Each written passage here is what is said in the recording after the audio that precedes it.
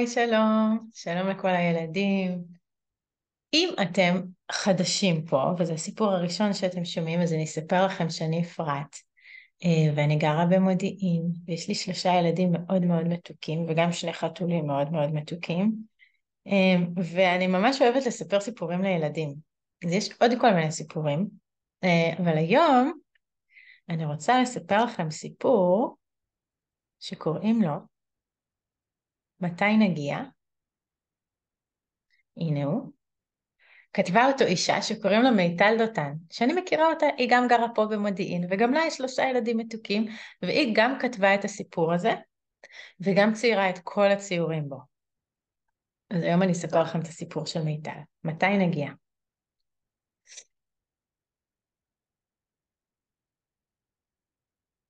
אוקיי. זה כלבלב חמוד בתוך כובע. אבא, אמא, אלון, אייל והכלב בבר נוסעים לבקר את סבא בכפר. ארזו בגדים ונעליים, ספרים ומברשות שיניים.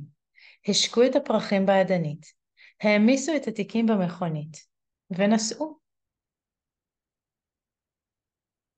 מתי נגיע? שואל אלון. עוד 2 שעות, אמא אומרת ומציצה בשעון. אלון מביט באמא מאוכזב. אני רוצה להגיע לסבא עכשיו.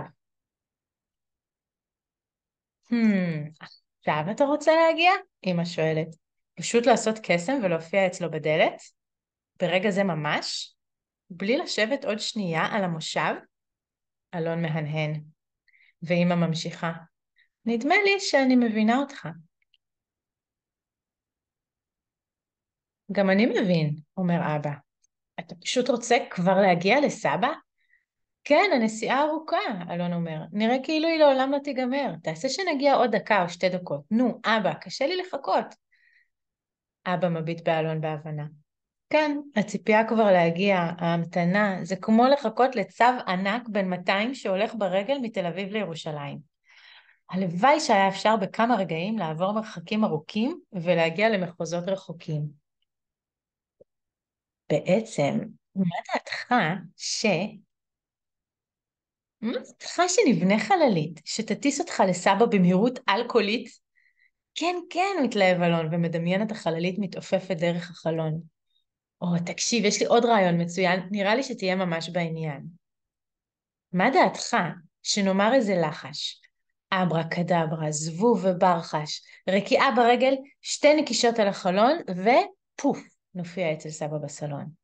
אלון צועק, כן, ועיניו נוצצות. אייל מתרגש ורגליו מקפצות. אמא רואה שאייל הצטרף לחגיגה, ומיד מציעה לשניהם רעיון משוגע. אולי בכלל נצייר פה כפתור, נצבע אותו באדום ושחור.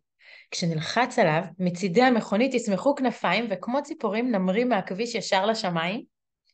וכשנהיה מעל הבית של סבא יקרא, היכונו לנחיתה לך, ונקפוץ ישר אל תוך הבריכה. אבא צוחק. הצעה מוצלחת. בבר כבר באמת צריך מקלחת. חכו חכו להצעה הבאה, אמא אומרת וממשיכה בהנאה. בואו נבקש מדרקון גנדרני עם משקפיים, כובע ופפיון צבעוני, שנשב לו על הגב ונעוף איתו יחדיו. ננסוק לשחקים, ניגע בעננים, נרגיש את הרוח הקרירה בפנים, ומעל הכפר, כובעו של הדרקון יהפוך למצנח עם נקודות ופסים, ותוך שניות בגינה של סבא נרחרח נרקיסים. אבא מתפקע מצחוק, אייל שמח, לפתע אלון קורא, בואו נטוס בכדור פורח. כולם נרתמים למאמץ הכביר, נושפים ומנפחים עד שנגמר להם האוויר. הצלחנו, אלון אומר, הבלון כבר נפוח, בואו נקפוץ לסל ונרכיב משקפי רוח. הם עפים מעל מטעים ושדות, מעל ים וחולות, הרים ויערות, ובתוך דקות ספורות, כשהם מעל הבית של סבא בדיוק, תראו, צוחק אלון, סבא נראה כמו צימוק. כולם צוחקים וממהרים לקפוץ למטה, הישר אל זרועותיו העוטפות של סבא. פתאום במכונית נשמעת נביחה. בבר מביט בחלון ונובח בשמחה.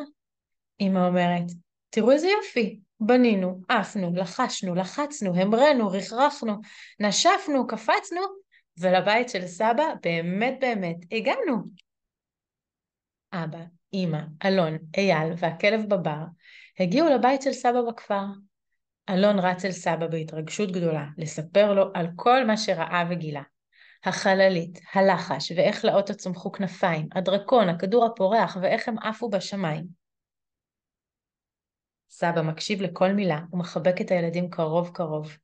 עכשיו, נכדים שלי, תקשיבו טוב. יש לכם משימה חשובה ואולי קצת מעייפת. הייתי רוצה שהבית שלי יהפוך למחצלת מעופפת.